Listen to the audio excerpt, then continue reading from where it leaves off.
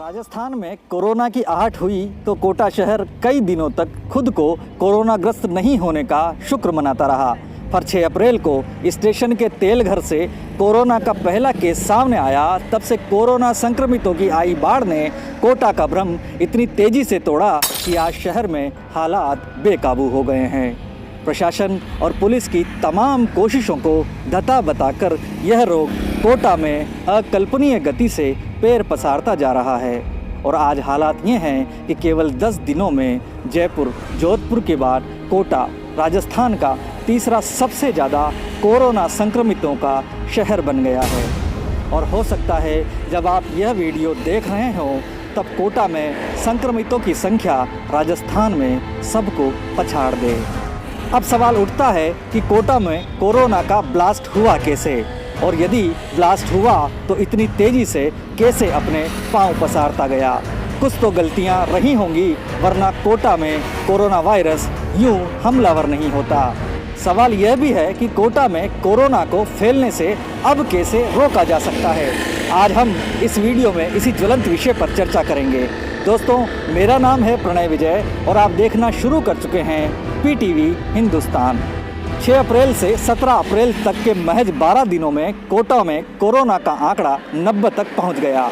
15 अप्रैल को सर्वाधिक 27 नए मरीज मिलने से कोटा में हड़कंप मच गया, क्योंकि यह पहला मौका था जब एक साथ इतने मरीज सामने आए हों। लेकिन सबसे चिंताजनक पहलू तो यह था कि मरीजों में एक आंगनबाड़ी कार्यकर्ता और दूसरा तलवंडी के सुधा हॉस्पिटल का एम्बुलेंस ड्राइवर था। और इन दोनों मरीजों में एक बात कॉमन थी, और यह है कि दोनों चंद्रघटा के रहने वाले थे। यहाँ यह सवाल उठना लाजमी है कि डेंजर जोन में निवास करने वाली आंगनबाड़ी कार्यकर्ता और एम्बुलेंस ड्राइवर को ड्यूटी पर क्यों लगाया गया। ये आंगनबाड़ी कार्यकर्ता 14 अप्रैल को रात 10 बजे तक कोरोना वायरस पॉजिटिव साबित हो गई थी, लेकिन अगले दिन दोपहर 12 बजे तक गुमानपुरा क्षेत्र में डोर टू डोर सर्वे करती रही। ऐसी लापरवाही क्या कोटा को ले डूबने के लिए काफ़ी नहीं थी।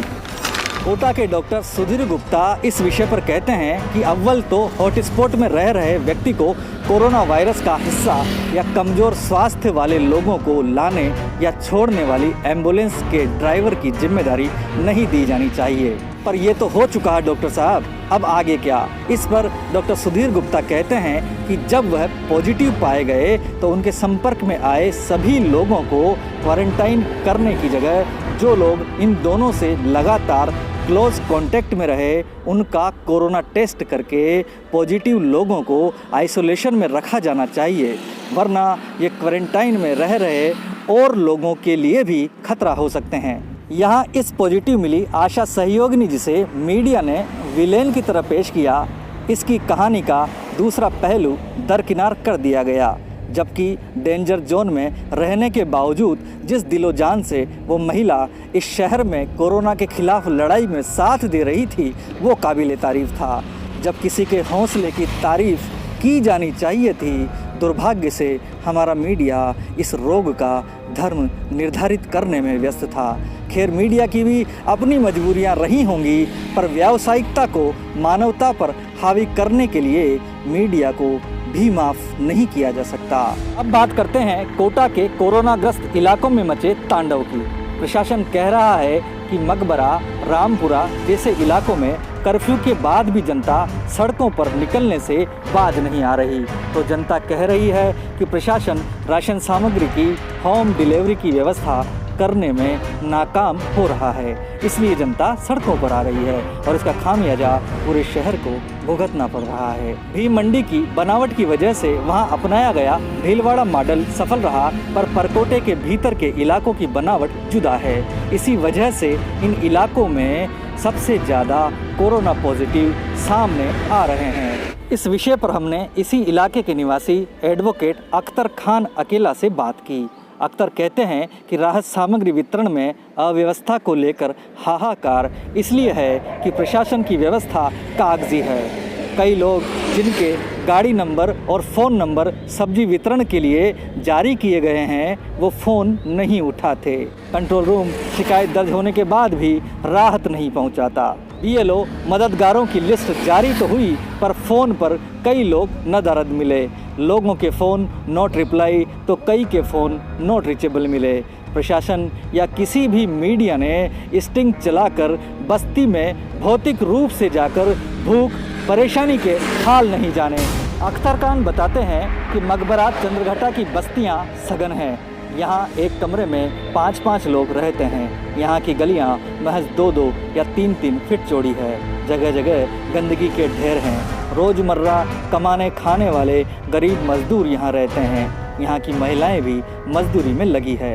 कोई चूल्हा चौका करती है तो कोई बर्तन मांजती है। कुछ बीड़ी व्यवसाय से जुड़ी है तो कुछ माला बनाने वाली, सिलाई वाली, कढ़ाई वाली, बुनाई वाली तो कुछ सुनारों का काम करने वाली है।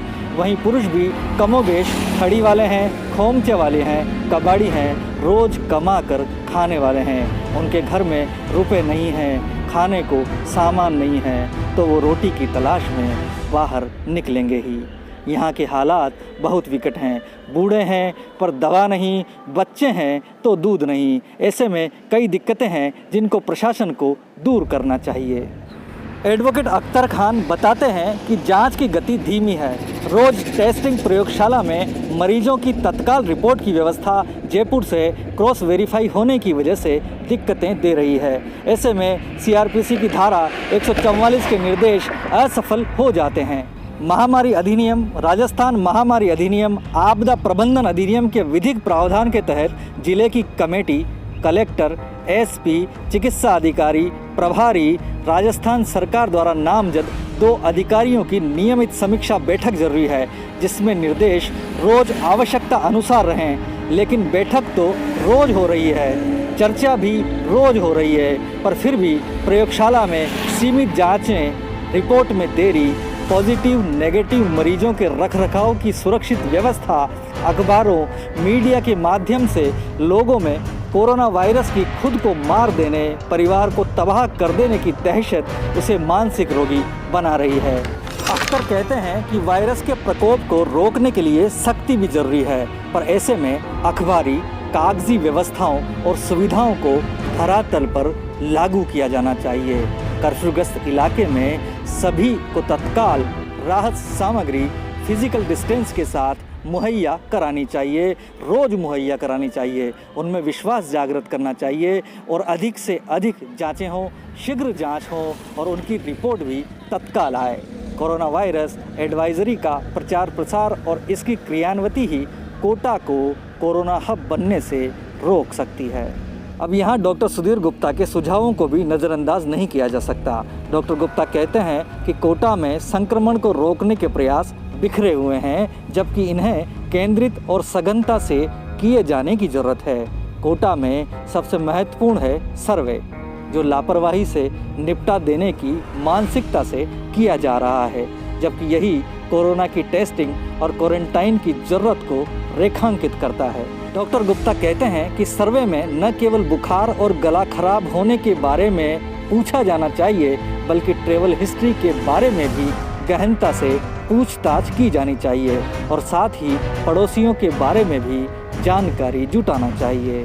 डॉक्टर गुप्ता का मानना है कि मकबरा क्षेत्र में सर्वे को दोहराने की जरूरत है और ILI केसों के फॉलोअप को भी सुनिश्चित किया जाना चाहिए।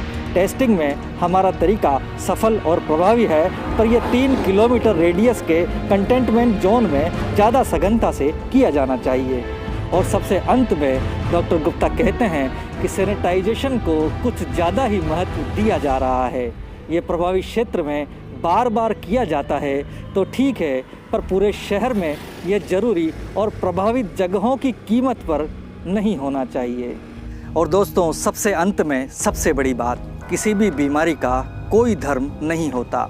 मीडिया ने मर्यादा की सीमा लांघकर कोरोना वायरस की जाति निर्धारित करने में कोई कसर नहीं छोड़ी है। लोगों में दहशत फैलाने का पूरा इंतजाम कर दिया है, पर हमें इन तमाम अवरोधों के बावजूद दिन रात काम कर रहे पुलिस विभाग, चिकित्सा विभाग के कर्मचारी और इस रोग से लड़ाई लड़ रहे तमाम विभागों के कोरोना योद्धाओं का भी धन्यवाद देते रहना चाहिए जो हमारे लिए सड़कों में, अस्पतालों में लड़ाई लड़ रहे हैं। दोस्तों, ये वीडियो आपको कैसा लगा अपने निष्पक्ष कमेंट करके हमें ज़रूर बताइएगा। कोटा को कोरोना मुक्त बनाने के लिए आपके सुझावों को भी कमेंट में लिखें ताकि प्रशासन का ध्यान उनकी तरफ जाए। दोस्तों, यदि आप इस वीडियो को हमारे फेसबुक पेज, इंस्टाग्राम पेज या ट्विटर पर देख रहे हैं तो हमें फॉलो करें, और यूट्यूब पर देख रहे हैं तो आपके अपने यूट्यूब चैनल PTV हिंदुस्तान को सब्सक्राइब करके बेल आइकन ज़रूर दबा दें। अब अलविदा, आगे ऐसे ही किसी शानदार वीडियो में आपसे फिर मुलाकात होगी। तब तक अपना ध्यान रखिए, स्वस्थ रहिए, सुरक्षित रहिए और अपने घर पर ही रहिए। मैं हूं आपका दोस्त प्रणय विजय और आप देख रहे हैं PTV हिंदुस्तान।